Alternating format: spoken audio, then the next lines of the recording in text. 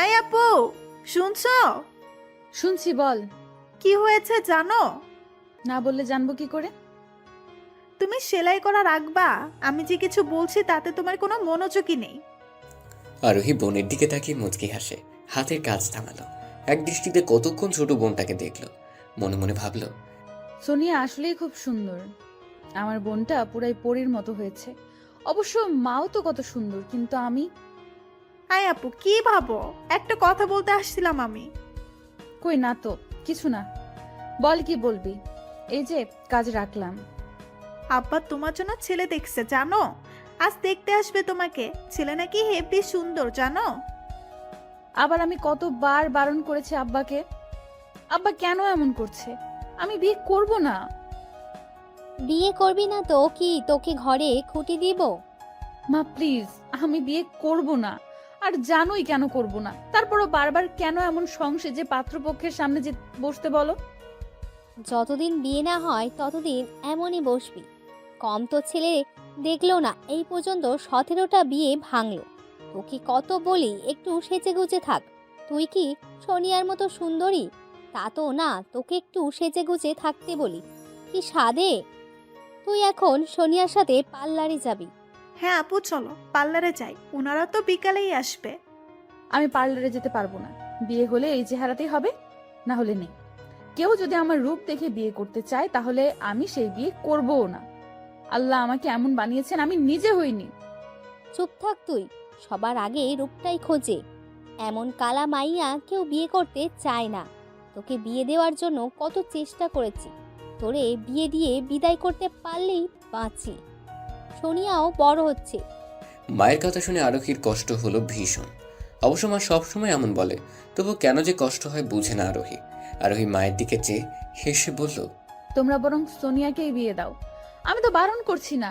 আর আজ যারা দেখতে আসবে তাদের এমনিতেই আমাকে পছন্দ হবে না। তার চেয়ে বরং সোনিয়াকে দেখাও। ও সুন্দর, দেখলেই পছন্দ হবে। শুনলাম ছেলেও নাকি সুন্দর আছে, তাই বলছি সোনিয়াকে দেখাও। মারবো এক চর। বড় বোনকে রেখে ছোট বোনকে কেউ বিয়ে দেয়? কি বলবে সবাই? এত কথা শুনতে চাই না। যা বলছি তা কর। সোনিয়ার সাথে পার্লারে যা। ছোট বোনকে দেখেও তো শিখতে পারিস কিছু। আমি যে এইসব সাজগোজ পছন্দ করি না তা জানো মা। শুধু শুধু এইসব বলো না তো। হ্যাঁ, সেই তোর। আর কি, সব জ্বালা তো আমার। কি খেয়ে তোকে পেটে ধরেছিলাম কে জানে। আল্লাহ আমার গর্বে এমন কালা মেয়ে কেন দিল? আরোহী মায়ের যাওয়ার দিকে চেয়ে দীর্ঘশ্বাস ছাড়লো। আপু, সত্যিই তুই পার্লারে যাবি না? চল না। দেখলি তো মা কত কি বলে গেল। তুই তোর কাজে যা, আমি কোথাও যাব না। কিন্তু আপু একটু। তোকে যেতে বলছি সোনিয়া, যা এখান থেকে। সোনিয়া বোনের চোখের দিকে তাকিয়ে ভয়ে চলে গেল। সোনিয়া যেতেই আরোহীর চোখ দিয়ে টপ করে পানি পড়ল। গায়ের রঙে কি সব, গুণ কি কিছু না? আমি তো আর ইচ্ছে করে কালো হইনি, তাহলে আমাকেই কেন দোষে সবাই? আমি আরোহী, বাবা মায়ের বড় সন্তান। বাবা একজন কৃষক, মা গৃহিণী। আমি ইংলিশে অনার্স করেছি, আর ছোট বোন ওই যে সোনিয়া, ও ক্লাস 11-এ পড়ে। জন্মের পরেই কালো রঙের জন্য সকলের অবহেলিত। তবে একজন আছে যার কাছে আমি তার রাজকন্যা, আর সে হলো আমার বাবা।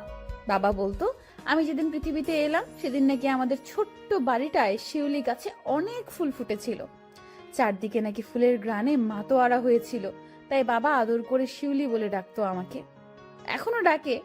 আমি জন্মের পর নাকি বাবার কাজের পাশাপাশি ব্যবসা হয়, আমাদের অবস্থার আরো উন্নতি হয়। সেই বছরই বাবা ওদের গ্রামের চেয়ারম্যান হন। তবে মা কখনোই আমাকে ভালো চোখে দেখেননি, কারণ ওই যে আমি কালো। বাকি কথা পরে জানতে পারবেন। শিউলি মা, দরজা আটকে রেখেছে কেন? দরজা খোলো মা। বাবার ডাকে আরোহীর চোখের পানি মুছে দরজা খুলল, হাসি মুখে বলল, আব্বা, তুমি এসো। কি হয়েছে মা, চোখ মুখ এমন লাগছে কেন? মা কিছু বলেছে? না, মা কি বলবে, কিছু বলেনি তো। আমি জানি না, বলতে হবে না। কেউ না জানুক, আমি তো জানি। আমার মেয়ে কত লক্ষ্মী। আমার মেয়ে যে ঘরে যাবে সেই ঘর আলোয় ভরে যাবে। আরোহী কিছু না বলে মুচকি আসলো। আরোহীর বাবা মেয়ের মাথায় হাত বুলিয়ে দিয়ে বলল, আমার বন্ধু রফিককে তো চিনো? জি আব্বা, রফিক আঙ্কেল তো খুবই ভালো মানুষ। কিছুদিন আগে না আসলো আমাদের বাসায়? হ্যাঁ, রফিকের একটা ছেলে আছে, ওর জন্যই তোমায় চেয়েছে। রফিক তোমায় ভীষণ পছন্দ করে। আমার সাথে সেদিন কথা হলো, তখন তোমার কথা উঠতেই প্রস্তাব দিল। আমিও হ্যাঁ করে দিয়েছি। এখন তুমি কি বলো? তোমার মত না নিয়েই হ্যাঁ করে দিয়েছি। তুমি কিছু মনে করো না। এইভাবে বলো না আব্বা। তুমি তো জানো আমি কেন বিয়ে করতে চাই না। আর রফিক আঙ্কেলের ছেলেরও তো একটা মত আছে, সে কি আমায় পছন্দ করবে? ওইসব নিয়ে ভেবো না। রফিক তো আর এমনি এমনি বলিনি। ওর কাছে তোমায় দিলে আমিও নিশ্চিন্তে থাকবো। রফিক তোমায় নিজের মেয়ের মতোই দেখবে। জানো তো ওর কোনো মেয়ে নেই, একটাই ছেলে। জি আব্বা, আপনি যা ভালো বোঝেন। আমার লক্ষ্মী মা। সন্ধ্যায় ওরা আসবে। এমনও হতে পারে আজকেই বিয়ে করে নিয়ে যেতে পারে। তুমি তৈরি থেকো। আরোহী চুপ করে শুনল। আরোহীর বাবা মেয়ের মাথায় হাত বুলিয়ে দিতে ছেলে যেতে উদ্যত হলো, তখন আরোহী ডাকলো। আব্বা, হ্যাঁ মা, বলো। ছেলের সাথে একটু কথা বলে দেখো, তার মত ছাড়া এই বিয়ে হবে না আব্বা। তুমি ভেবো না আম্মা। আরোহী হাসলো। আরোহীর বাবার হেসে চলে গেল। ওরা যখন তখন এসে পড়বে, কত জোগাড় বাকি। ওদিকে বাবা, আমি ওই কালো মেয়েকে বিয়ে করতে পারবো না। মৃদুল, মুখে মুখে কথা বলবে না। আরোহী কত ভালো মেয়ে জানো তুমি? গায়ের রং দিয়ে কি ধীরে ধীরে পানি খাবে? বাবা, বিয়েটা আমি করব, সারা জীবন আমি থাকবো।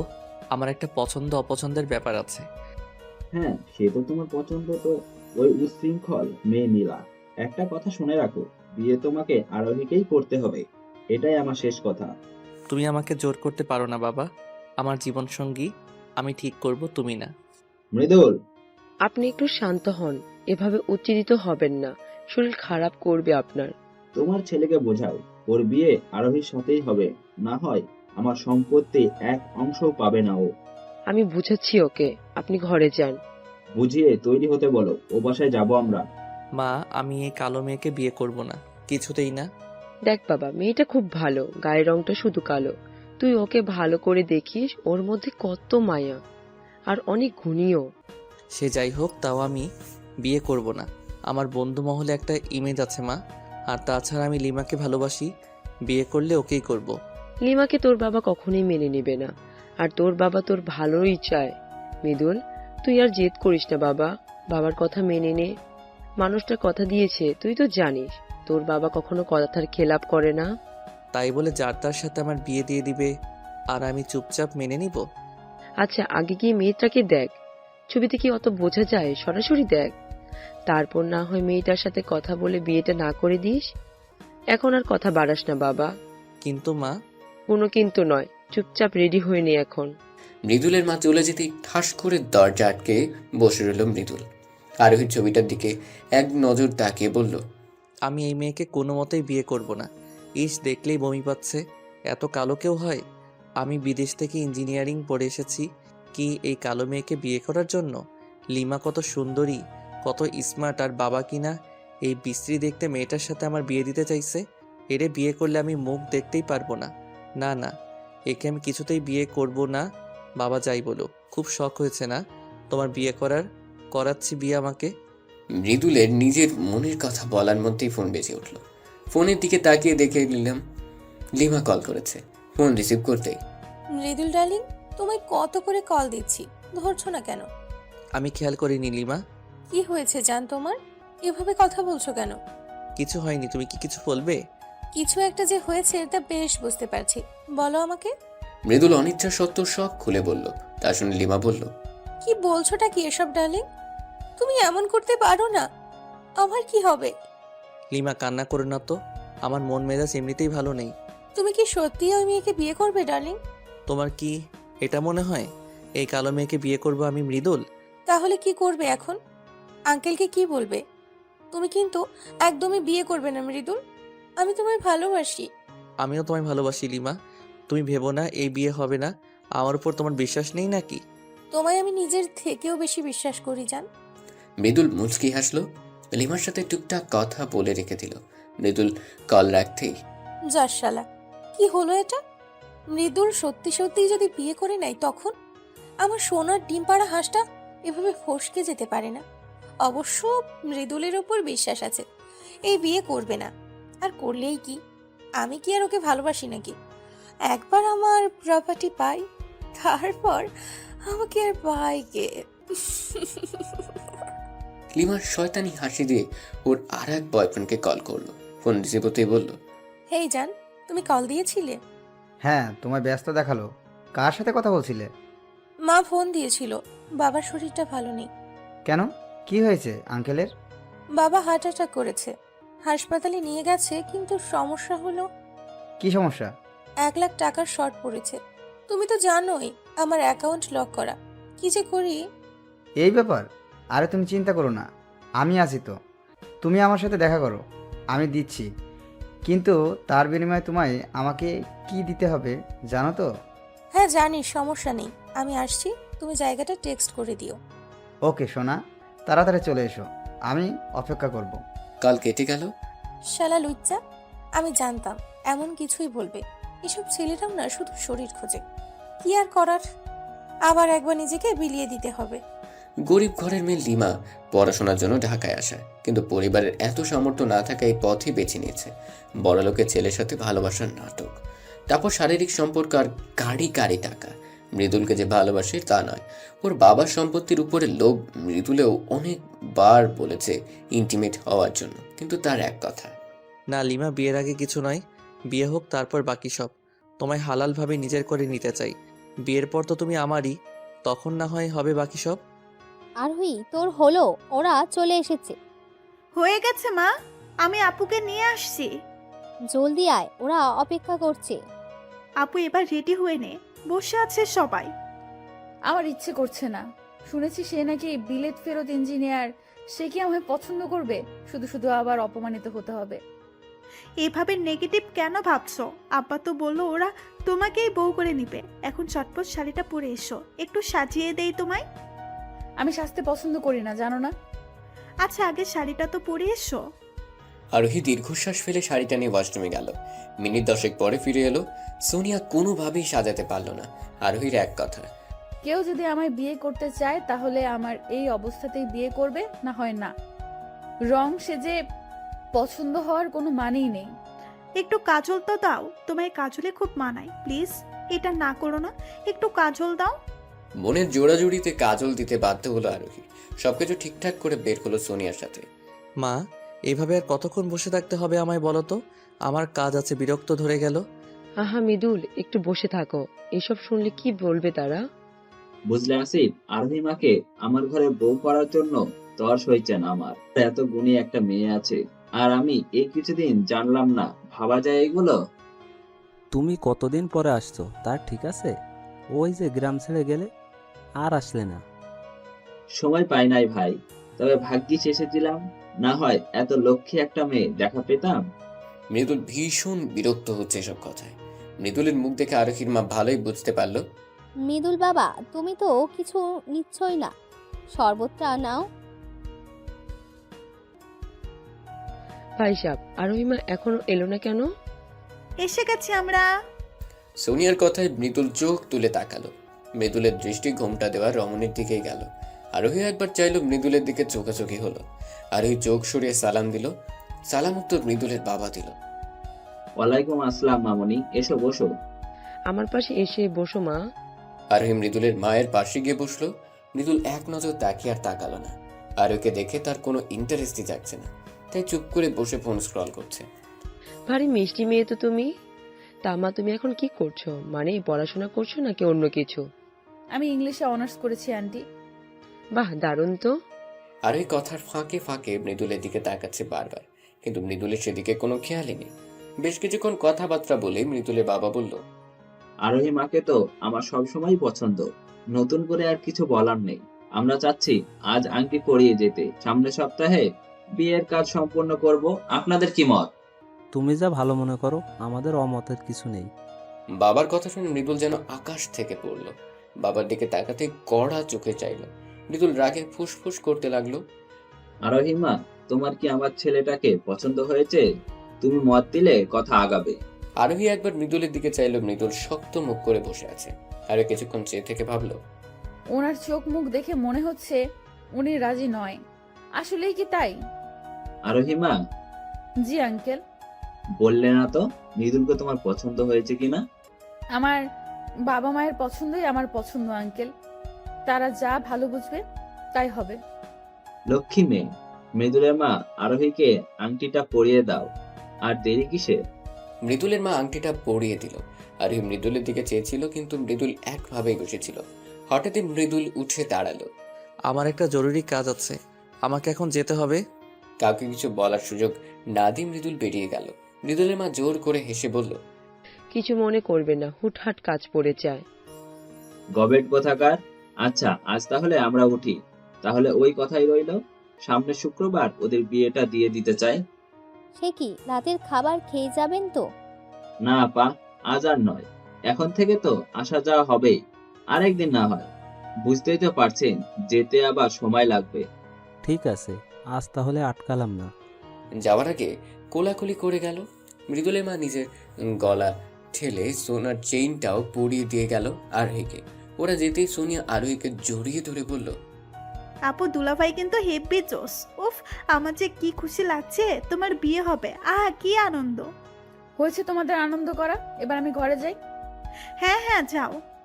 আরোহী রুমের দিকে পা বাড়াতেই বাবা ডাকলেন, শিউলি মা, জি আব্বা। তুমি খুশি তো মা? তোমাদের খুশিতেই আমি খুশি আব্বা। আসিফ সাহেব মুচকি হাসলেন। তিনি জানতেন আরোহী এই উত্তরে দিবে। ঠিক আছে, তুমি রুমে গিয়ে ফ্রেশ হও। আর ওই রুমে এসে জানালার গ্রিল ধরে দাঁড়ালো। রাত হয়ে গেছে। গ্রামের সন্ধ্যা নামলেই মনে হয় কত রাত। আর ওই রাতের পরিবেশটা দেখছিল আর ভাবছিল, আমার কোনো মনে হচ্ছে উনি আমায় পছন্দ করেনি। অবশ্য করার কথাও না। শুধু কি বাবা মায়ের জন্যই মেনে নিল নাকি অন্য কিছু?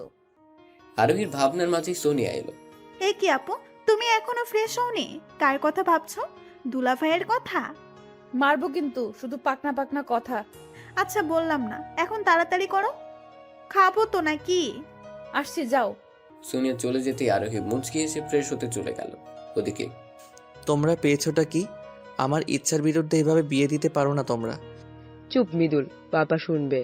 শুনুক, ওই কাইলা মেয়েকে আমি কিছুতেই বিয়ে করব না। মৃদুল, ওই কালো মেয়েটাই একদিন তোমার চোখের মণি হবে, মিলিয়ে নিও। কোনো দিনও না, এমনটা কখনোই হবে না। ওরে আমি বিয়ে কিছুতেই করতে পারবো না। হনহন করে বেরিয়ে গেল মৃদুল। ছেলের দিকে তাকে মৃদুলের মা স্বামীর দিকে চাইল। আচ্ছা, ছেলের অমতে বিয়ে দেওয়া কি ঠিক হচ্ছে মৃদুলের বাবা? হ্যাঁ মানছি, আরোহী মেয়েটা ভালো, কিন্তু মৃদুলের পছন্দও তো হলো না। জোর করে বিয়ে দিলে যদি পস্তাতে হয় পরে, কষ্ট তো ওই মেয়েটারই পাবে। তুমি একবার ভেবে দেখতে পারতে। আমার উপর আস্থা আছে তোমার? থাকবে না কেন? তুমি আজ অবধি যে সিদ্ধান্ত নিয়েছো সব ভালোই হয়েছে, কিন্তু ছেলের দিকে তাকিয়ে। আমার এই সিদ্ধান্তটা একদমই ঠিক আছে। ছেলের কথা শুনে তো আর ওকে পানিতে ফেলে দিতে পারি না। আমি যা করছি ওর ভালোর জন্যই করছি। আরোহী খাঁটি সোনা, তাতে কোনো খাদ নেই। মৃদুলও বুঝবে। একবার ঘরে আসতে দাও আরোহীকে। এভাবে আমাকে একটা মেয়ে দেখে বিয়ে করতে বললে আমি বিয়ে করে নিব নাকি? ডার্লিং, তাই বলে তুমি আংটি পরিয়ে আসবে? বাবার জন্য লিমা, তাও আমি পড়াইনি, মা পড়িয়েছে। তুমি কিছু বলতে পারলে না? তোমার না ওই মেয়েটার সাথে কথা বলে বিয়ে ভাঙার কথা ছিল? আমার হাতে কিছু ছিল না, আমাকে কথা বলতে দেওয়াই হয়নি। তাহলে এখন কি হবে? আমার কি হবে মৃদুল? চিন্তা করো না, আমি একটা না একটা উপায় বের করবই। এখনো 5 দিন সময় আছে বিয়ের। তারপর কিছুক্ষণ নীরবতা চলল। হঠাৎই মৃদুল লিমার হাত ধরে বলল, লিমা চলো আমরা বিয়ে করে ফেলি। কি বলছো কি এসব? মাথা ঠিক আছে তোমার? মাথা ঠিক থাকবে না কেন? দেখো, আমরা বিয়ে করে নিলে তো আর বাবা আমাকে জোর করে ওই মেয়েটার সাথে বিয়ে দিবে না। তুমি আমায় ভালোবাসো, আমিও তোমায় ভালোবাসি, তাহলে সমস্যা কোথায়? লিমা যেন কিছু বলার ভাষা হারিয়ে ফেলল। মৃদুল তো আর জানে না লিমা যে তাকে ভালোবাসেই না, শুধু সম্পত্তির উপর লোভ। লিমা নিজেকে ধাতস্থ করে বলল, দেখো মৃদুল, এভাবে বিয়ে হয় না। আর তাছাড়া এখন এভাবে বিয়ে করলে তোমার বাবা তোমায় সবকিছু থেকে বঞ্চিত করবে। আমার বাবার কিছু চাই না। কিন্তু আমার তো চাই। তোমার চাই মানে? লিমা এবার যেন আরো ফেসে গেল, নিজের কপালটা চাপড়ালো। না মানে আমি বলছি কি, শোনো, তোমার বাবা তোমার সবকিছু থেকে বঞ্চিত করে কি করবে?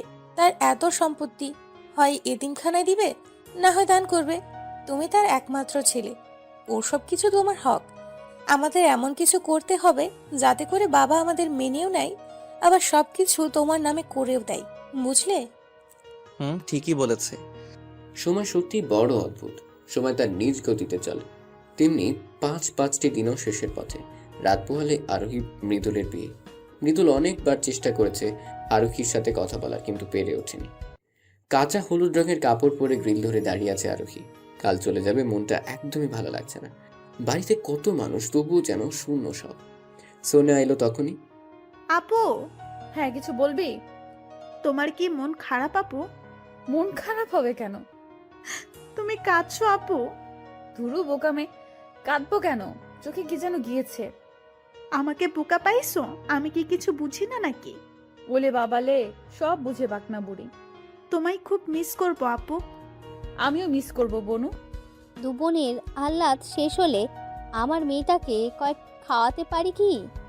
মায়ের কথা শুনে আরোহীর চোখে পানি মুছে আসলো। মা তুমি কেন আসতে পারি না? পারবে না কেন? এসো, কালকের পর থেকে তো তোমরাই থাকবে। মেয়ের কথায় সেলিনা পারভিনের চোখ ভিজে এলো। কালো বলে কত কথাই না শুনেছে। বিয়ে হয় না দেখে কত গালমন্দ করেছে। আরোহীকে গিয়ে জোরে ধরে কেঁদে দিলেন তিনি। মারে, আমাকে ভুল বুঝিস না। ওর সাথে অনেক অন্যায় করেছি মা। আমি মা তো ঘরে বিয়ের উপযুক্ত মেয়ে থাকলে তার বিয়ে না হলে কি যে অবস্থা হয়, যেদিন মা হবি সেদিন বুঝবি। আমি জানি মা, এসব বলে আমাকে ছোট করো না। আমি বুঝি সব। এখন চোখ মুছো, কাল তো চলে যাব। আজ আমাকে খাওয়াই দাও তো।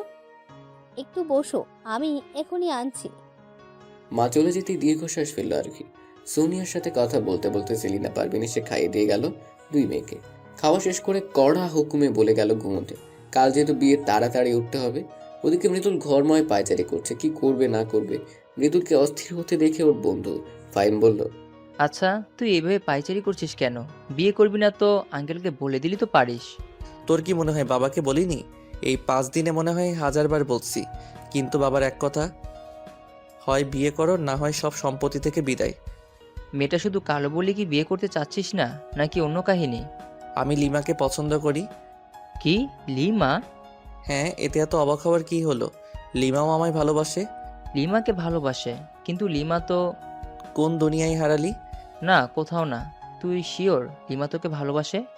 এখানে শিওরের কি হলো? হ্যাঁ, ভালোবাসি। কিন্তু তোর চোখে তো লিমার জন্য কোনো ভালোবাসা দেখতে পারছি না। আর লিমা মেয়েটা তেমন সুবিধারও নয়। তোর কাছে জ্ঞান চেয়েছি। হ্যাঁ, মানছি লিমা আগে অনেক সম্পর্ক করছে, কিন্তু এখন ঠিক হয়ে গেছে। আর ও আমায় ভালোবাসে।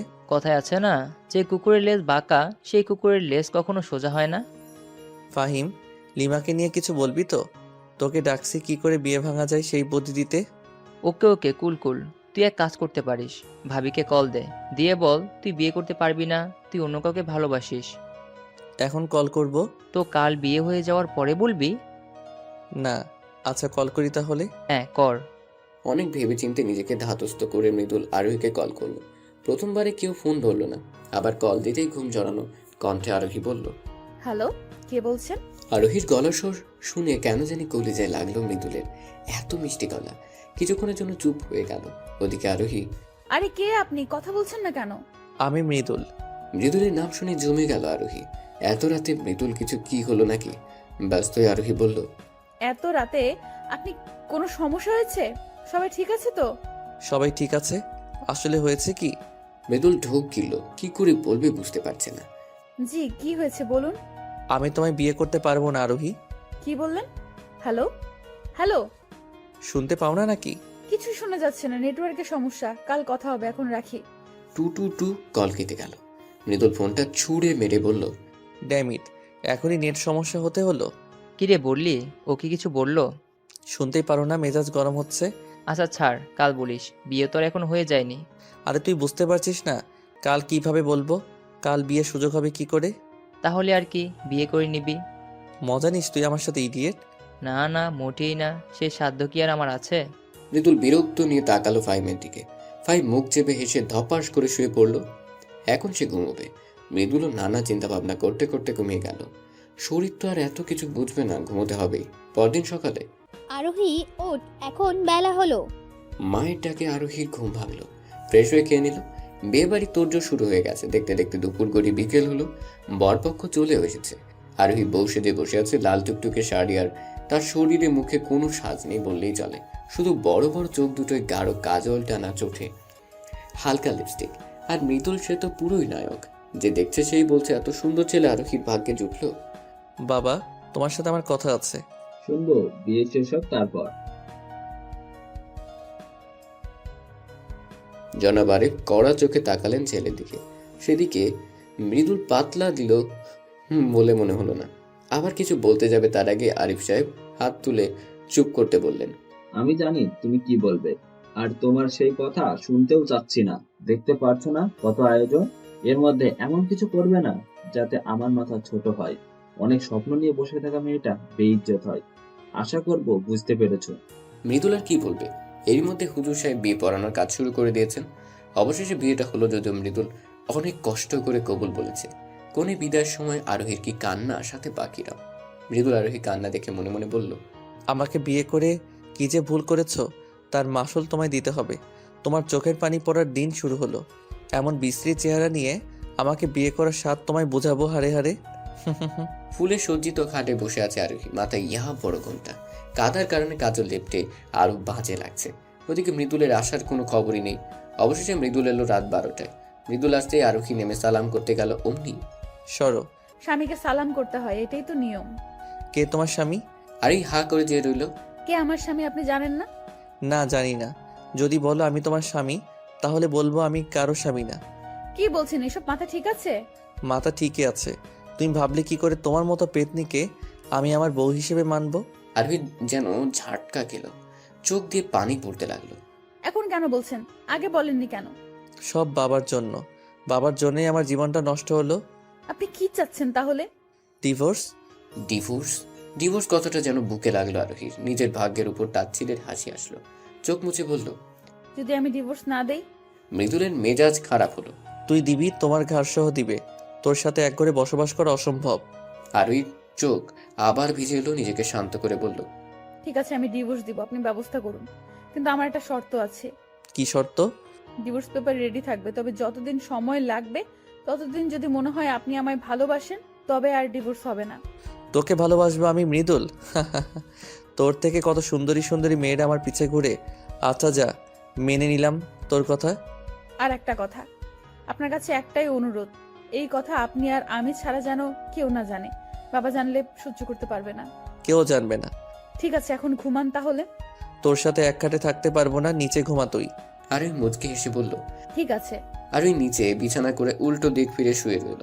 চোখ দিয়ে অনবরত পানি পড়ছে, বারবার আঁচল দিয়ে মুছছে। এতটা দুর্ভাগ্য আমার কেন হলো আল্লাহ? কেন একটু সুন্দর বানালে না? কোন বউ বিয়ের প্রথম রাতেই স্বামীর মুখে এমন কথা শুনেছে? কাঁদতে কাঁদতে একটা সময় ঘুমিয়ে গেল আরোহী। সকালে শাশুড়ির ডাকে ঘুম ভাঙল। চটজলদি গোসল সেরে এসে বের হলো।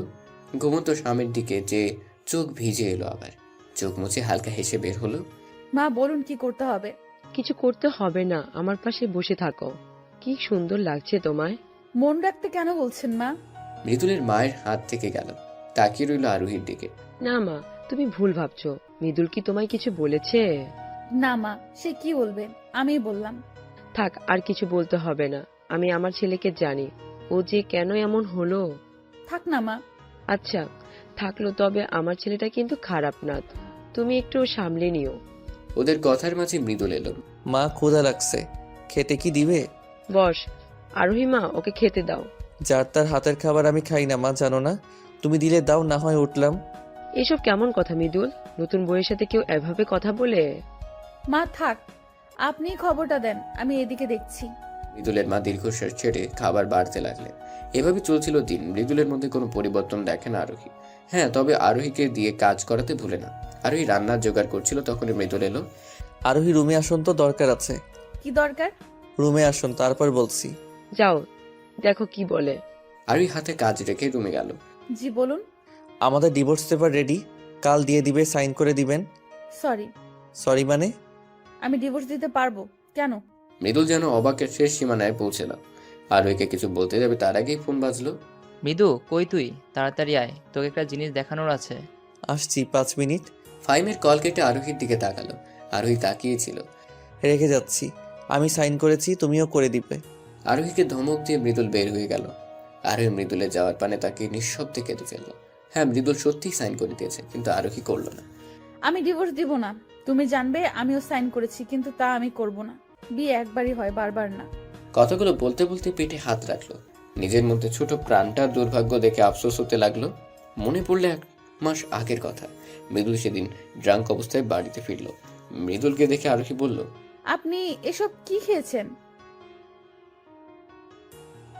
বাবা মা আপনার এত অধপতনের খবর জানে? মৃদুল রেগে গেল।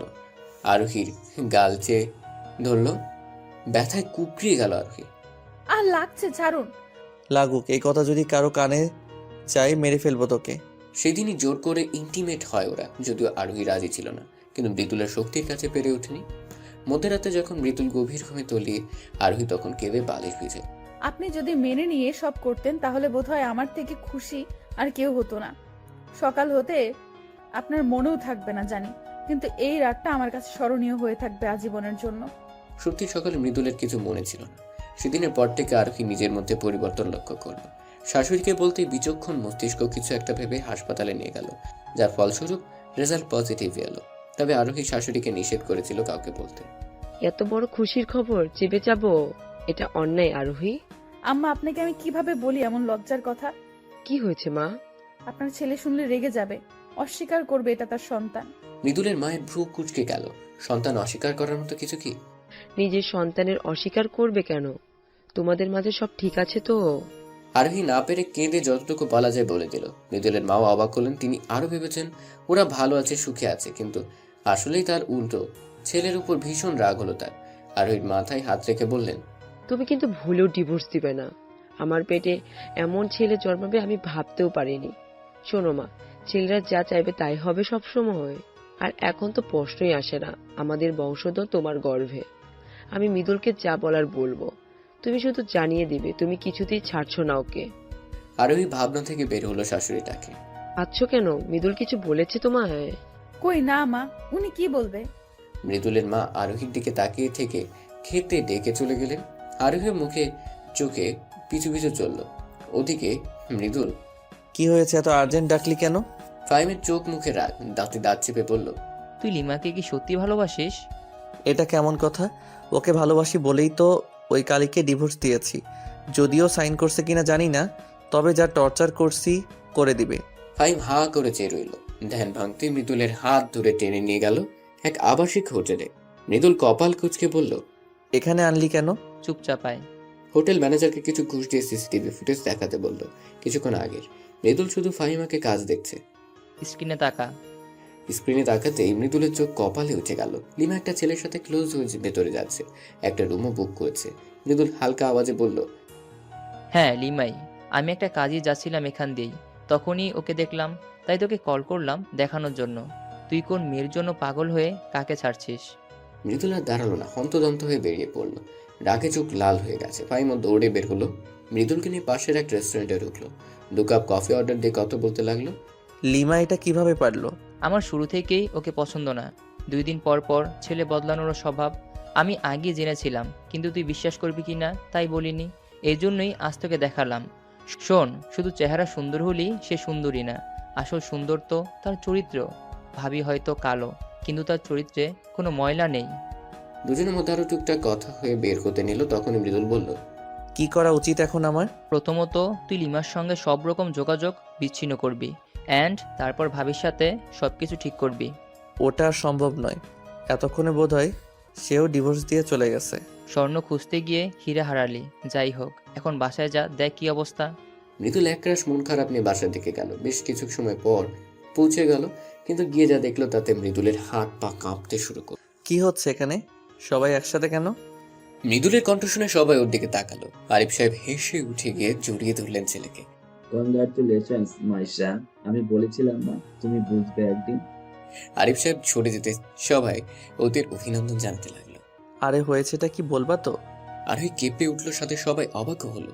মৃদুলের মা পরিস্থিতি স্বাভাবিক করার জন্য বলল, আহা মৃদুল আসতে, আসলে ও তো জানে না, তাই আমি বলছি কি হয়েছে। হ্যাঁ, বলে উদ্ধার করো আমায়।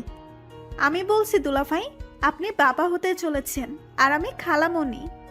মৃদুল চোখ বড় বড় করে তাকালো। আরোহীর দিকে চোখ পড়তেই আরোহী সরিয়ে নিল। মৃদুল রাগে হিতাহিত জ্ঞান ভুলে গেল। আরোহীর কাছে গিয়ে ঠাস করে থাপ্পড় মেরে দিল। হঠাৎ এমন কাজে সবাই বাকরুদ্ধ। আরিফ সাহেব বসা থেকে উঠে দাঁড়ালেন। ছেলের এমন কাজ আশা করেননি তিনি। অবাক হলো আরোহীর পরিবারও। মৃদুল সেদিকে পাত্তা না দিয়ে আরোহীকে বলল, এই বাচ্চা কার? আরোহী অবাক চোখে তাকালো মৃদুলের দিকে। আই সেইড এই বাচ্চার বাবাকে। কার সাথে গিয়ে? আর বলতে পারল না। মৃদুল তার আগেই গালে থাপ্পড় পড়ল। মৃদুল গালে হাত দিয়ে চোখ তুলে তাকাতেই বাবার রক্ত চোখে দেখতে পেল। তুমি কি বলছো এগুলো? কোন সাহসে ওর গায়ে হাত তুললে? বেশ করেছি। কান্নাকার বাচ্চা পেটে ধরছে, এখন আমার ঘাড়ে দোষ চাপাচ্ছে।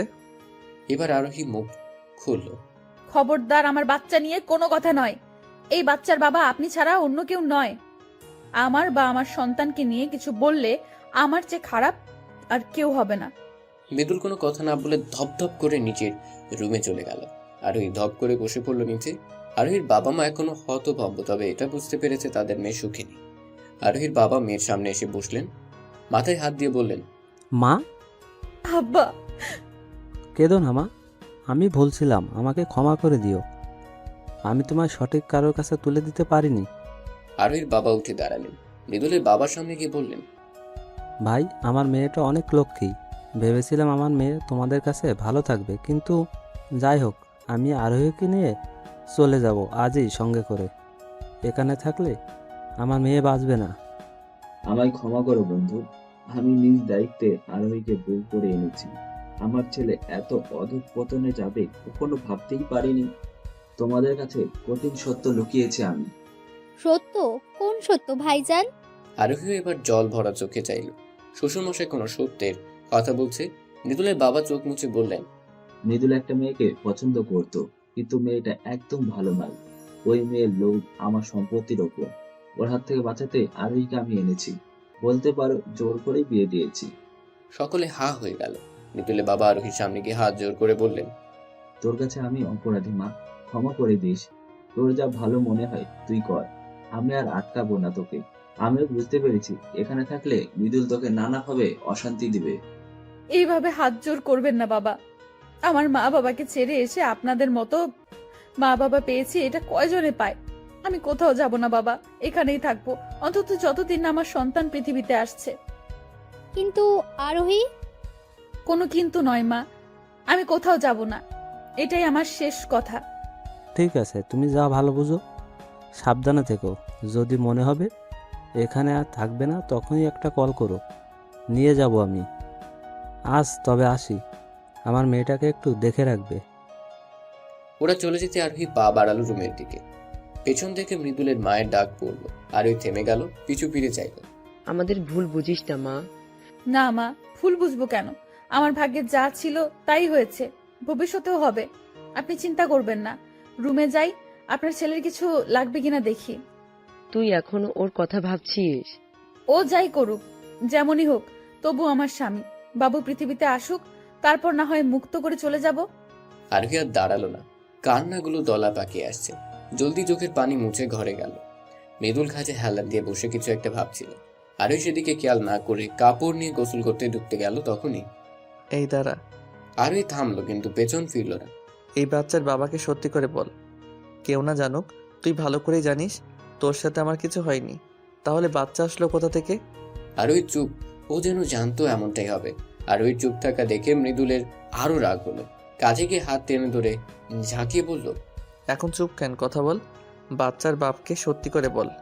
আরোহী ব্যথায় কুকড়িয়ে গেল। চোখ দিয়ে 2 ফোঁটা পানি পড়ল। শক্ত গলায় বলল, এই বাচ্চার বাপ মৃদুল, আর কেউ নয়। মৃদুলের শরীর যেন জ্বলে উঠল।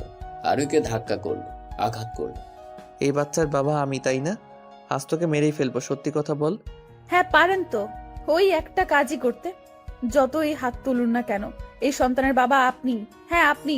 সেদিনের কথা মনে নেই? মদ গিলে এসে যে পুরুষত্ব দেখালেন, ভুলে গেছেন? মৃদুলের হাত থেমে গেল। অবাক হয়ে চাইল আরোহীর দিকে। সেদিন ওদের মধ্যে না, ও আর ভাবতে পারল না। মিথ্যা বলছিস তুই? বল, মিথ্যা বলছিস? আমি কিছু মিথ্যা বলছি না। আমি জানতাম আপনি ভুলে যাবেন, তাই বলতে চাইনি, কিন্তু বাধ্য হলাম।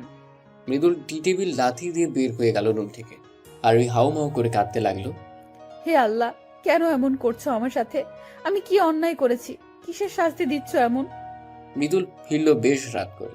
রুমে ঢুকতে দেখতে পেল আরোহীকে কাঁচুমাচু হয়ে ঘুমিয়ে আছে। শীতে কাঁপছে ভীষণ। মৃদুলের মায়া হলো, এগিয়ে গিয়ে কাঁথা টেনে দিতে গিয়ে থমকে গেল। হাত লাল হয়ে আছে।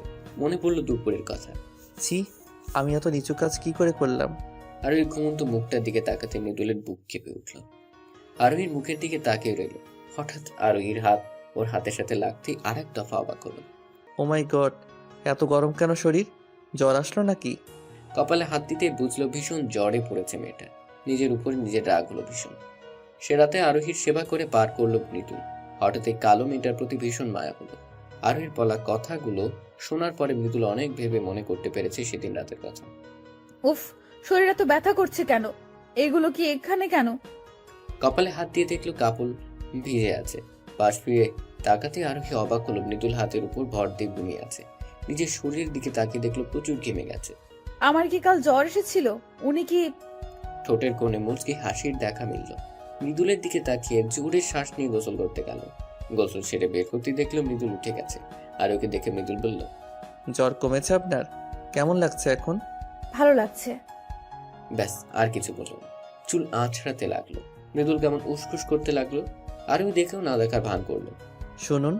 আর এই ভ্রু কুচকে তাকালো। আসলে আমার কাজ আছে, বলার হলে বলুন, না হয় গেলাম। আসলে কালকের জন্য সরি। আমার আসলে মাথা ঠিক ছিল না। কেন, আপনার লিমা কিছু করছে নাকি? আপনি লিমার কথা, আমি সবই জানি। কিন্তু আপনি কিভাবে? ওসব আপনার না জানলেও চলবে। তবে চিন্তা করবেন না, আমার সন্তান পৃথিবীতে এলে আমি আপনাদের জীবন থেকে চলে যাব, মুক্ত করে দেব আপনাকে, কোনো দায় রাখবো না। আরোহী, আমি মৃদুলের মুখে নিজের নাম শুনে কেঁপে উঠল আরোহী। চোখ টলমল করে উঠল। নিজেকে শক্ত রাখার চেষ্টা করলো আরোহী। মৃদুলকে থামিয়ে বলল, ব্যাস, আপনাকে কিচ্ছু বলতে হবে না। আচ্ছা, লিমা অনেক সুন্দরী, তাই না? অবশ্য হবেই নাই বা কেন, আপনার চয়েস বলে কথা। আমিও কুৎসিত একটা মেয়ে, না আছে রূপ, না আছে অন্য কিছু। যাই হোক, একদিন দেখা করাবেন, কেমন? মৃদুল কিছু বলতে যাবে তার আগেই বের হয়ে গেল আরোহী। কান্নার সব দলা পাকিয়ে আসছে। ও আল্লাহ, আমাকে সহ্য করার শক্তি দাও। আরোহী মা, জি মা। তুমি রান্নাঘরে কি করছো? তোমায় না বলেছি এই সময় চুলার কাছে আসবে না, যা লাগবে আমাকে বলবে। কি যে বলেন মা, আমার বসে থাকতে ভালো লাগে না, তাই ভাবছিলাম নাস্তাটা আমিই বানায় ফেলি। তোমায় করতে হবে না মা, তুমি বসো, আমি তোমায় চা করে দিই। সে কি মা, আমিই পারবো। একটা মার দিব, যা বলছি তাই করো, যাও। আরোহী আর কি বলবে, মায়ের হুকুম বলে কথা। আরোহীকে চা করে দিয়ে তিনি নাস্তা বানাতে ব্যস্ত হলো। আর আরোহীর সাথে গল্প করতে লাগলো। এই সময়টা সাবধানে থাকতে হয়, বুঝলে? ভালো ভালো খাবার খেতে হয়, ভারী কাজ একদমই করা যাবে না। তোমায় একটা গল্প শোনাই, তবে ঠিক গল্প না, তখন মৃদুল আমার পেটে। তোমার শ্বশুর, সে কি যত্ন আমার। আমাদের বিয়েটা হয়েছিল পারিবারিক ভাবে। শুরুতে তোমার শ্বশুর তেমন একটা আমাকে পছন্দ করতো না, মৃদুল পেটে আসার পরে পাল্টে গেল, আমায় চোখে হারাতে লাগলো। সেই থেকে এখন অবধি তিনি আমায় ভালোবাসেন। আরোহীর বিষণ্ণতা নিয়ে মুচকি হাসলো। আরোহীর বিষণ্ণ মুখটা দেখে মৃদুলের মা আরোহীর থুতনি ধরে বললেন, মৃদুলও বদলে যাবে, দেখো। মৃদুলও তোমায় ভালোবাসবে, একটু সময় দাও। আমি জানি ও ঠিক বুঝবে। 9 মাস পেটে ধরেছি তো, বুঝি আমি। এমনটা হলে আমার থেকে খুশি আর কেউ হতো না, কিন্তু তা কি আদৌ হবে? হয়েছে, এখন এত ভাবতে হবে না। এই নাও, এই ফলগুলো শেষ করো, আর 2টো ডিম। মা, এগুলো এখন? হ্যাঁ, এখনই সব শেষ করো, তারপর নাস্তা করবে। আরোহী চোখ মুখ কুচকে খেতে লাগলো। মৃদুল এলো তখনই। মা, ক্ষুধা লাগছে, খেতে দাও। বস, দিচ্ছি। মৃদুল তাকালো আরোহীর দিকে। আরোহী সেদিকে না তাকিয়ে ডোন্ট কেয়ার ভাব নিয়ে ফল খেতে লাগলো। হঠাৎ ভীষণ বমি পেল আরোহী। ওক ওক। দৌড়ে বেরিয়ে পড়লো আরোহী। ওয়াশরুমে গিয়ে গড় গড় করে বমি করে দিল। মৃদুল ওর সাথে সাথে এসেছিল। আরোহীকে বমি করতে দেখে 2 বাহুতে হাত রেখে ধরলো। আরোহী চোখ মুখে পানি দিয়ে তাকালো। এই নিন, পানিটা খান। লাগবে না। আরোহী চলে গেল। মৃদুল আহাম্মকের মতো চেয়ে রইল। যা বাবা, ভালোর জন্যই তো সাধলাম, অবশ্য নেওয়ার কথাও না আমি যা করছি। মৃদুলকে নাস্তা করে বের হলে গন্তব্য ফাহিমের বাসা। ফাহিমের বাসায় গিয়ে ভর ছেড়ে দিয়ে বসলো মৃদুল। তা দেখে ফাহিম বলল, কি রে, তুই এই সময় আমার বাসায়? সব ঠিক আছে তো? লিমা আবার কিছু করেছে নাকি? না, ও কি করবে? 2 দিনে কতবার যে কল করছে, আমি ব্লক করে রেখে দিছি। ওই শালি ভালো হবে না আর। আচ্ছা, সে যাই হোক, এখন কি অবস্থা? আরোহী সব জেনে গেছে। জেনে গেছে মানে? কি জানছে? লিমার আর আমার যে সম্পর্ক ছিল তা। পুলিশ কি কিভাবে জানলো? অবশ্য ভুল কিছু তো আর জানেনি। চুপ কর তুই। জানছে তো কি হয়েছে? তুই তো আর ভাবিকে ভালোবাসিস না। ভালোবাসিস কি বলছি? তুই তো পছন্দই করিস না। মৃদুল কিছু বলল না, মন খারাপ করে চুপ করে রইল। ফাহিম কিছু একটা মনে পড়ে যাওয়ার ভঙ্গিতে বলল, এই তোদের না ডিভোর্স হয়েছে? তুই না বললি তুই সই করে দিয়েছিস? ভাবিও কি? না, দেয়নি। যাক, তাহলে তো ভালো। না, ভালো না, দেয়নি, তবে বলল দিয়ে দিবে, কারণ সে জানে আমি আর লিমা সম্পর্কে আছি। কিন্তু তোরা তো কোনো সম্পর্কে নেই এখন, বলিসনি তুই? না, কোন মুখে বলতাম? এখন কি করবি ভাবছিস? কি ভাবছি? মৃদুল চুপ হয়ে গেল। ওর মুখে হাসি ফুটল। মুচকি মুচকি হাসতে লাগলো। মৃদুলের হাসি দেখে ফাহিম বলল, এমন হাসছিস কেন? তারপর মৃদুল যা বলল তার শুনে ফাহিম অবাক হওয়ার সাথে সাথে চিৎকার দিয়ে বলল, কি কি বলছিস? এটা সত্যি? হ্যাঁ, সত্যি। কংগ্রাচুলেশন দোস্ত, বাবা হয়ে যাচ্ছিস আর আমি চাচ্চু। আচ্ছা, একটা কথা বলতো, তুই তুই কি ভাবির সাথে জোর বা কেমনি কি? তুই তো ভাবিকে পছন্দই করতি না। ওটা একটা অ্যাক্সিডেন্ট ছিল, জোর করে বলতে পারিস, কারণ আমি ড্রাঙ্ক ছিলাম। আমি কিছুই জানতাম না। তবে কি জানিস, মেয়েটা কোনো অভিযোগ করেনি, কিছু বলেওনি। উল্টো আমি ওরে কত কি বলছি। ফাহিম মৃদুলের কাঁধে হাত রেখে বলল, আর ভুল করিস না, ভাবির কাছে ক্ষমা চা, আমার মনে হয় ক্ষমা করবে। তোর কি মনে হয় আমি চাইনি? মেয়ে মানুষ তো অভিমান একটু বেশি। সংসার করার জন্য চেহারা দরকার হয় না রে, একটা ভালো মনের মানুষ হলেই হয়। ভাবিকে মেনে নে। আর এখন তো সে তোর বাচ্চার মাও। কিভাবে কি করব বুঝতে পারছি না। ভাবিকে বোঝা, সরি বল, ভাবিকে ভালোবাসিস সেটা বল তুই। ভালোবাসি কি না জানি না তো। তাহলে বলবো, আগে বুঝ তুই ভালোবাসিস কিনা। যখন নিজেকে বোঝাতে পারবি, যখন বুঝতে পারবি ভালোবাসিস, তখনই ভাবিকে বলে দিস। কিন্তু হ্যাঁ, বুঝতে যেন দেরি না হয়। মৃদুল কিছু একটা ভাবতে লাগলো। দুই বন্ধু বেশ কিছু সময় গল্প করার ওর মৃদুল বাড়ি যাওয়ার জন্য বেরিয়ে পড়ল। বাড়িতে পৌঁছে আরোহীকে ডাকতে লাগলো। আরোহী, আরোহী। এভাবে চিল্লাচ্ছিস কেন? কি দরকার আরোহীকে দিয়ে বল। দরকার আছে মা, তাই ডাকছি। মৃদুল, তুই কিন্তু আর ভয় পেও না, আমার বাচ্চার মায়ের গায়ে আমি হাত তুলব না। ভদ্রমহিলা ছেলের কথায় অবাক হলেন, সাথে খুশিও। মৃদুল, তুই ঠিক আজ বলছিস নাকি অন্য কোনো ভাবনা আছে তোর? সত্যি করে বল। এবার যদি আর কোনো কিছু করিস না, আমি তোকে ছেড়ে কথা বলবো না কিন্তু। আমি ঠিক আছি মা, আর ঠিক বলছিও। যে অন্যায় আমি করেছি তা ক্ষমার অযোগ্য, তবু আমি চাই ভুল শুধরাতে। হঠাৎ এমন ভাবনা উদয় হলো কি করে? লিমা কি আছে নাকি গেছে? মৃদুল মাকে খুলে বলল। সব শুনে তিনি বেশ রাগলেন লিমার উপর। পরক্ষণে আবার শুকরিয়া আদায় করলেন আল্লাহর দরবারে। ছেলের কপালে চুমু খেয়ে বললেন, আমি জানতাম তুই বুঝবি। আরোহী মেয়েটা বেশ ভালো, ভীষণ নম্র। তোর বাবা তোর জন্য আসল জিনিসটাই এনেছে। আমি বুঝতে পেরেছি মা, আরোহী আসলেই খুব ভালো। না হয় অন্য কেউ হলে আমাকে সহ্য করতো না এইভাবে। এবার অন্তত কদর করিস, আর কষ্ট পেতে দিস না। দিব না মা, আমি বুঝেছি চেহারাই আসল না, মানুষের আসল সৌন্দর্য তো তার ব্যবহারে। তুমি চিন্তা করো না, আমি মাথায় করে রাখবো ওকে। আলহামদুলিল্লাহ, খুশি হলাম শুনে। তোর বাবা শুনেই অনেক খুশি হবে। এখন বলো তো তোমার বৌমা কোথায়? ডাকলাম যে এলো না তো। আরোহী ছাদে আছে বোধ হয়। আচ্ছা, আমি তাহলে দেখে আসি। দাঁড়া, ওর জন্য দুধ নিয়ে যা। তুইও কফি খাবি তো নাকি? মৃদুল হেসে সোফায় বসলো। মা এসে কফি আর দুধ দিয়ে গেল। মৃদুল সেগুলো নিয়ে চলল ছাদে। আর ওই শাড়ের আঁচল ছেড়ে রেলিং ধরে চোখ বন্ধ করেছিল। আরোহীকে দেখে মৃদুল থেমে গেল। কোমর অব্দি লম্বা চুলগুলো বাতাসে উড়ছে। মৃদুল পেছনে গিয়ে কাশি দিল। আরোহী লাফিয়ে উঠে পিছু ফিরল। মৃদুলকে দেখে বলল, আপনি এখানে? কেন আসতে পারি না বুঝি? আরোহী ভ্রু কুঁচকে চেয়ে আবার সামনের দিকে তাকালো। এই নাও মা, দুধ পাঠাইছে। এই সময় নাকি দুধ ডিম খেতে হয়। আরোহী অবাক চোখে মৃদুলের দিকে তাকালো। মৃদুল দুধের গ্লাসটা এগিয়ে দিল। আরোহী বিনা বাক্যে হাতে নিল। অনেক সময় চুপ রইল দুজনে। নীরবতা ভেঙে মৃদুল বলল, তুমি কি আমার উপর রাগ করে আছো এখনো? সরি বলছি তো। আরোহী তখনও চুপ। মৃদুলের ভালো লাগলো না আরোহীর এমন নীরবতা। চুপ করে আছো কেন? সরি তো, রাগ করে থেকো না। রাগ করিনি। আমি রাগ করার কে বলুন তো? তুমিই তো। চুপ হয়ে গেল মৃদুল। আরোহী মৃদুলের দিকে তাকিয়ে বলল, চুপ করে আছেন কেন? বলুন, আমি কি? কিছু না। হ্যাঁ। সময় খুব দ্রুত অতিবাহিত হয়। এই যে যেমন দেখতে দেখতে আরোহীর 7 মাস হয়ে গেছে। পেটটা বড় হয়েছে বেশ। মৃদুল আরোহীতে আসক্ত হয়েছে দারুণভাবে। দুজনের সম্পর্কটা সহজ হয়েছে, কিন্তু মৃদুল এখনো বলে উঠতে পারেনি যে সে আরোহীকে ভালোবাসে।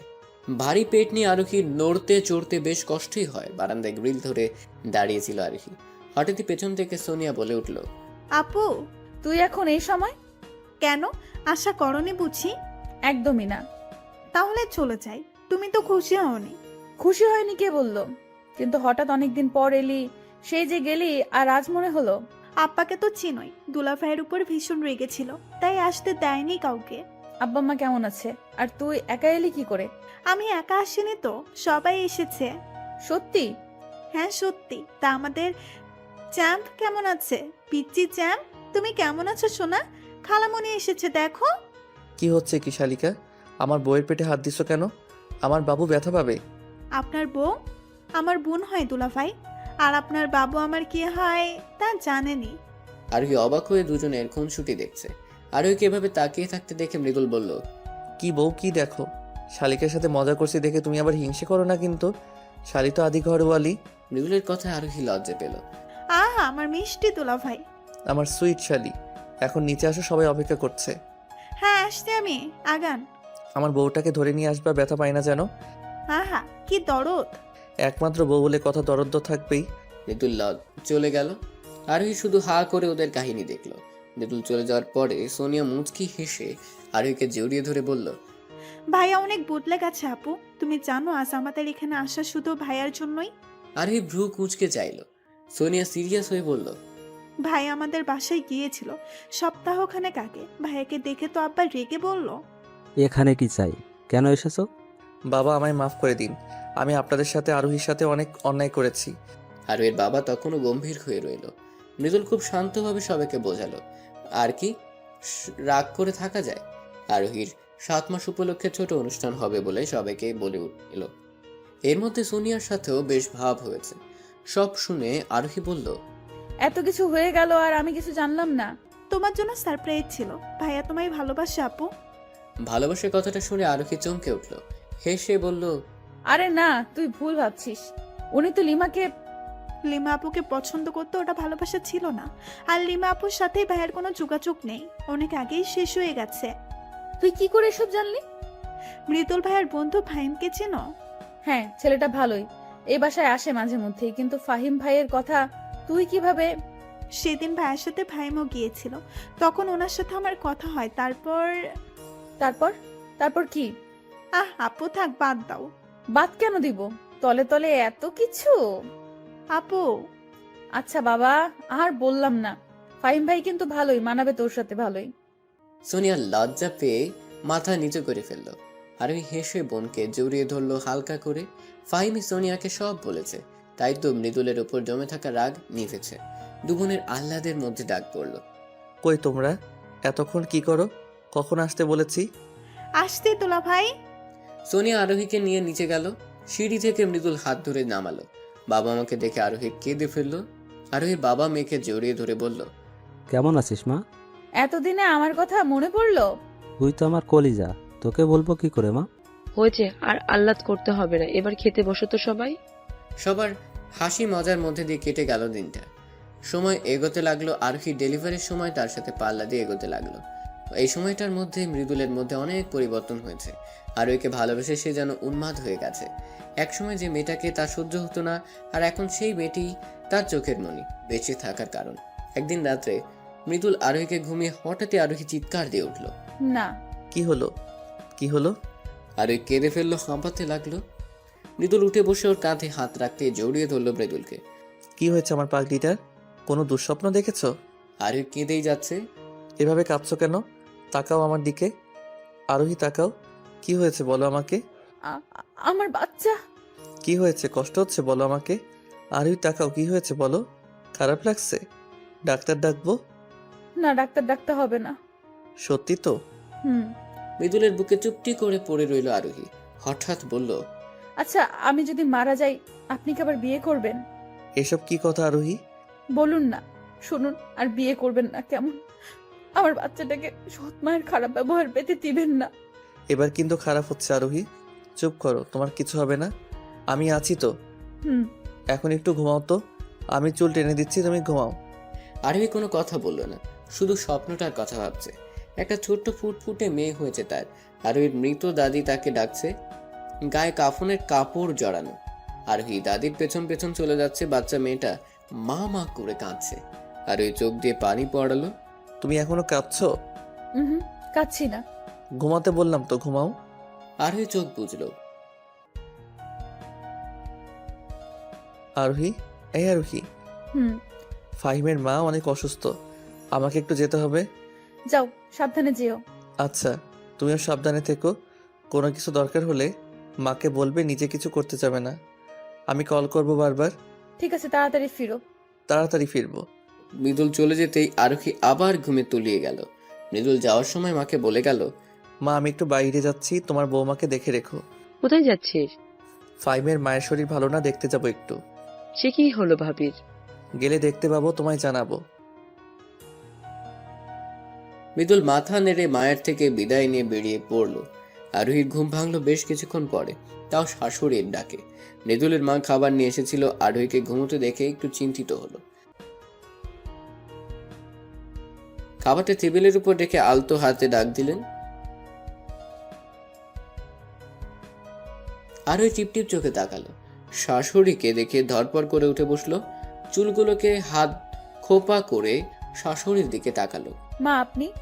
অনেক সময় ঘুমিয়েছি, তাই না? ইস, কত দেরি হয়ে গেল। এত ব্যস্ত কেন হচ্ছ? এই সময় একটু একটু ঘুম হয়, ব্যাপার না। তুমি ফ্রেশ হয়ে খেয়ে নাও, আমি তোমার শ্বশুরকে ওষুধ দিয়ে আসি। ঠিক আছে মা। লক্ষ্মী মেয়ে। মৃদুলের মা চলে যেতেই আরোহী হেঁটে ওয়াশরুমের দিকে গেল। মাথাটা ঘুরছে ওর। এমন লাগছে কেন আমার? উফ, মাথাটা ব্যথায় ছিঁড়ে যাচ্ছে। আল্লাহ সহায় হন। পেটে হাত রেখে আস্তে আস্তে ওয়াশরুমে গেল। চোখ মুখে পানি দিয়ে বের করতে যেতেই মাথা ঘুরে গেল। পানিতে পা গেলে পড়ে গেল আরোহী। অমনি চিৎকার করে উঠল। আল্লাহ গো! ব্যথায় মুখ নীল হয়ে গেল। পেটে হাত দিয়ে কাতরাতে লাগলো, কিন্তু কেউ শুনলো না ওর আওয়াজ। প্রচন্ড ব্যথায় ব্লাড যেতে লাগলো। একটা সময় জ্ঞান হারালো আরোহী। এদিকে মৃদুল বারবার কল করছে, আরোহী ধরছে না। অবশেষে মাকেই কল করলো। হ্যালো মা, আরোহী কোথায়? ওকে ফোন দিচ্ছি, এত ধরছে না কেন? শান্ত হ, আরোহী মনে হয় ওয়াশরুমে, বের হলে ঠিক কল করবে। না মা, আমার কেমন জানি লাগছে, তুমি একটু দেখো ওকে, ওর কাছে ফোনটা নিয়ে যাও। ভদ্রমহিলা কিছু একটা ভেবে মুচকি হেসে বললেন। বউ পাগল ছেলে আমার, অপেক্ষা কর, দিচ্ছি। ফোন হাতেই আরোহীর ঘরে গেলেন। আরোহী কোথাও নেই। আরোহী, আরোহী কোথায় তুমি? আরোহী কোথায় মা? ওর কিছু হলো না তো? আরে কি বলছিস এসব? দাঁড়া, খুঁজে দেখি। ওয়াশরুমের দরজা ফাঁকা দেখে কি তিনি ভাবলেন হয়তো ওখানে নেই। পুরো ঘর খুঁজেও আরোহীকে পাওয়া গেল না। আরোহী তো রুমে নেই, গেল কোথায় মেয়েটা? মা, ভালো করে দেখো। তিনি আবার খুঁজলেন, অবশেষে ওয়াশরুমে গেলেন। আরোহীর অবস্থা দেখে চিৎকার দিয়ে বললেন, আরোহী! সকলে হাসপাতালের করিডোরে বসা। মৃদুল মাথা নিচে করে বসে আছে, চোখ দিয়ে পানি পড়ছে টুকটুক। দুবারের মানুষে ভরে আছে। আরোহীর মা হাউমাউ করে কাঁদছে। আমার মেয়েটার সাথে এ কি হলো? আল্লাহ, কোন পাপে শাস্তি দিচ্ছ মেয়েটাকে? মা চুপ করো, এভাবে কেঁদো না, আপুর কিচ্ছু হবে না। আরোহীকে উঠিতে ঢোকানো হয়েছে আধ ঘন্টা হলো। মৃদুলের মা যখন দেখতে পেল আরোহীকে, তখন ওর অবস্থা খুবই খারাপ ছিল, রক্তে ভেসে যাচ্ছিল। হাত থেকে ফোন পড়ে গেল তার। ও মা, মারে কথা বল। ওই মৃদুলের বাবা, জলদি আসেন। মৃদুল মায়ের চিৎকার শুনেই বুঝেছিল তার আরোহী ভালো নেই। সব ছেড়ে ছুটে এসেছিল। ততক্ষণে আরোহীকে হাসপাতালে অ্যাডমিট করা হয়ে গেছে। আরোহীর বাবা আমাকে ফাহিম বলেছিল, ফাহিমও এসেছে সাথে। আরোহীর বাবা এসে মৃদুলের গালে থাপ্পড় মেরে বসে। বল, কি করছিস আমার মেয়ের সাথে? তোর সাথে বিয়ে হয়ে আমার মেয়ের জীবনটা নরক হয়ে গেল। মৃদুল মাথা নিচু করে রইল। আরোহীর বাবা সরে ধপ করে বসে পড়লেন। কিছুক্ষণ পরে ডাক্তার এসে যে খবর জানালেন, তাতে সবার প্রাণ পাখি উড়ে যাওয়ার জোগাড় হলো। এক্সকিউজ মি, আরোহীর হাজব্যান্ডকে? আমি মৃদুল, আরোহীর হাজবেন্ড। মিস্টার মৃদুল, আপনারা পেশেন্টটা তো অনেক দেরি করে ফেলেছেন। পেশেন্টের শরীর থেকে প্রচুর রক্ত বেরিয়ে গেছে। ইমিডিয়েট ও নেগেটিভ রক্তের প্রয়োজন। আমাদের এখানে এই রক্ত নেই। পেশেন্টের বাচ্চার সম্ভাবনা খুবই কম, হয়তো বাচ্চা, না হয় মা। আপনার মতামতটা খুবই জরুরি। আমাকে তো চাই না, শুধুমাত্র আমার স্ত্রীকে ফিরিয়ে দিন ডাক্তার। আমরা যথাযথ চেষ্টা করব, যদিও সম্ভাবনা খুবই কম, তবুও আমরা চেষ্টা করব দুজনকেই সুস্থ করার। আপনারা সৃষ্টিকর্তাকে ডাকুন আর রক্তের ব্যবস্থা করুন ইমিডিয়েটলি। মৃদুল ধপ করে নিচে বসে গেল, মুখ ঢেকে কেঁদে উঠল। ফাহিম মৃদুলের কাছে এসে বসে কাঁধে হাত রাখলো। ফাহিমকে দেখে মৃদুল জড়িয়ে ধরে হাউমাউ করে কেঁদে ফেললো। এইভাবে ভেঙে পড়িস না দোস্ত, ভাবির কিছু হবে না, সব ঠিক হয়ে যাবে। কেন এমন হলো বলো তো? আমি যে ওকে অনেক ভালোবাসি, ভালোবাসি কথাটা যে বলা হয়নি। মৃদুলের বাচ্চাদের মতো কান্না দেখে কেঁদে ফেলেছে সবাই। মৃদুলের মা স্বামীকে আঁকড়ে ধরে কাঁদছে। আমার ছেলের কষ্ট আমি দেখতে পারছি না, আপনি কিছু করুন। আমি ওকে কখনো এইভাবে কাঁদতে দেখিনি। আমার কি ছেলে কি যে হয়ে গেল। ওপরওয়ালাকে ডাকো। আমার ছেলেটার এত পরিবর্তন, যার জন্য সব হলো, এখন সেই মৃত্যুর মুখে। স্ত্রীকে রেখে রফিক সাহেব ছেলের কাছে গেলেন। বাবাকে দেখে মৃদুল পা আঁকড়ে ধরল।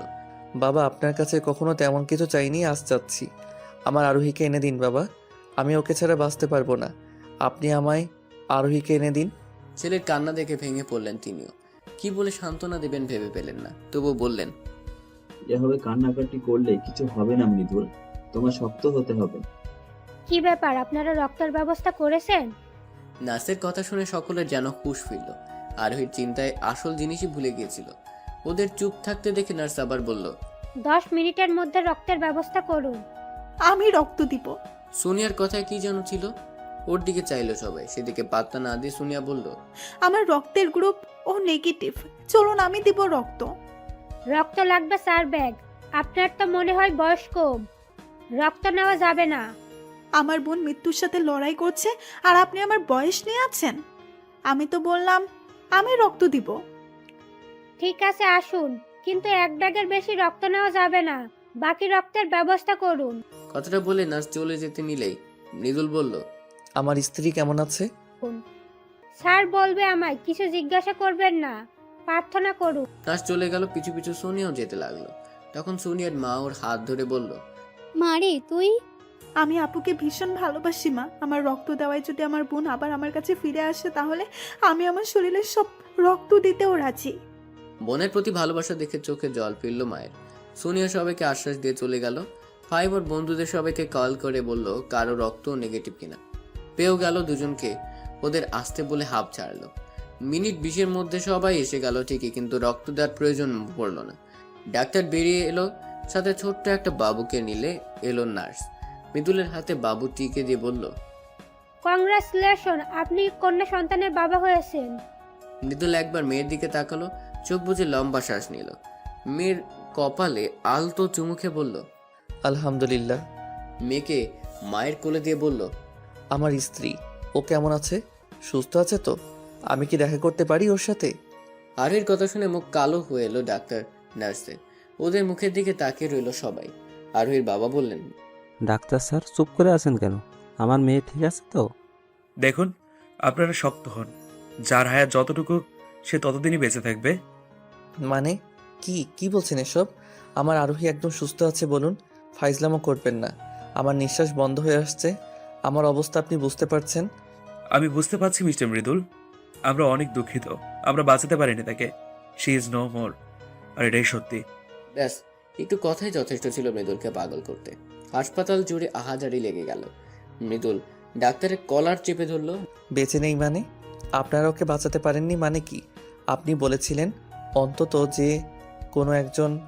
আপনারা আমার স্ত্রীকে মেরে ফেললেন। ডাক্তার আর কলার ছাড়িয়ে ঝাড়ি দিয়ে বলল, আপনার স্ত্রী নিজেই বাঁচতে চায়নি।